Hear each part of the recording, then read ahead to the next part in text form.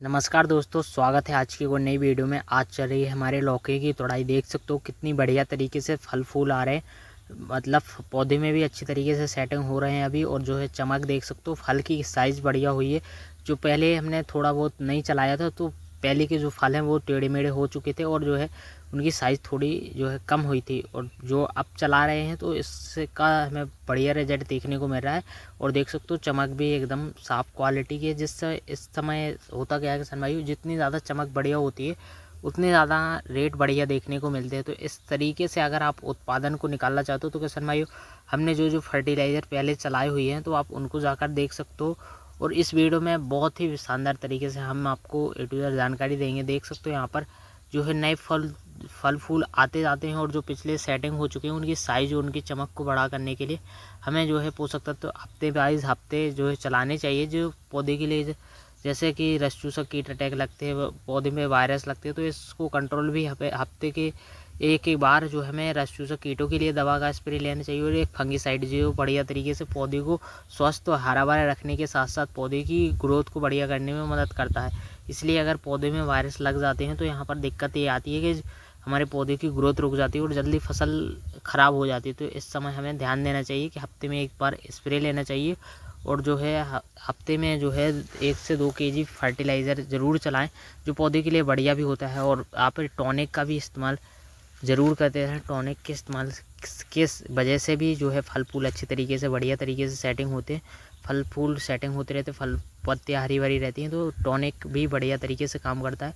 लेकिन टॉनिक भर से अगर आप चाहो कि हम बायोवीटा, फेंटेक प्लस, सिजेंटा गैस, अवियोन इस तरीके के टॉनिक इस्तेमाल करके भी बढ़िया तरीके से उत्पादन निकाल सकते हैं, तो ऐसा मुमकिन नहीं है भाई। क्योंकि यहाँ पर पौधे की जड़ों में भी जो है माइक्रोन्यूट्रिएंट्स पोषक तत्वों की आवश्यकता होती है। जो पौधे को जो है ज़मीन से ही बिल्कुल छोटे लेवल से ही जड़ें मजबूत होती हैं, तो पौधा अपने आप जो है ऊपर तरफ अच्छी तरीके से शाखाएं निकलती हैं, अच्छी तरीके से पौधा हरा भरा रहता है।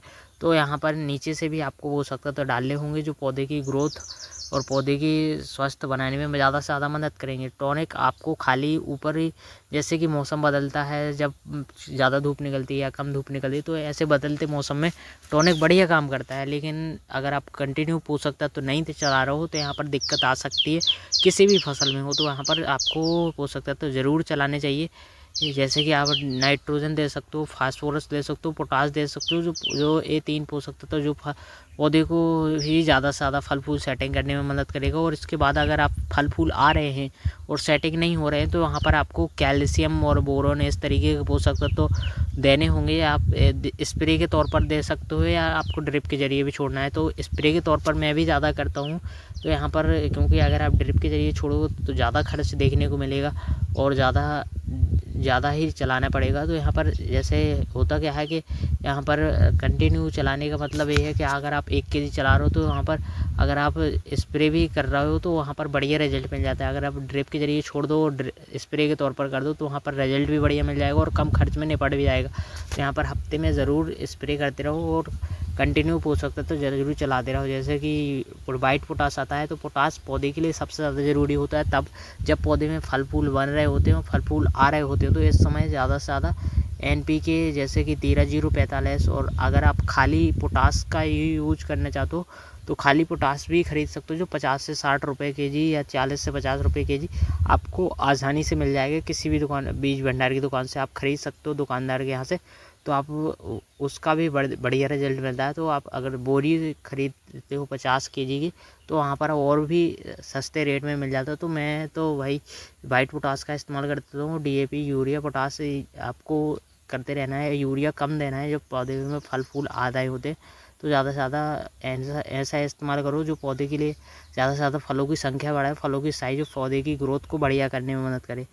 तो भाइयों, आप अगर कंटिन्यू इसी तरीके से उत्पादन निकालना चाहते हो, फलों की साइज़ बढ़ाना चाहते हो, फलों की चमक बढ़ाना चाहते हो, तो आपको ध्यान रखना ज़रूरी है। पौधे को पहले पोषक तत्वों की कमी नहीं होनी चाहिए, दूसरा पौधे में वायरस नहीं लगने होने चाहिए, नहीं तो तीसरा जो है रस चूसक कीटों का अटैक नहीं होना चाहिए।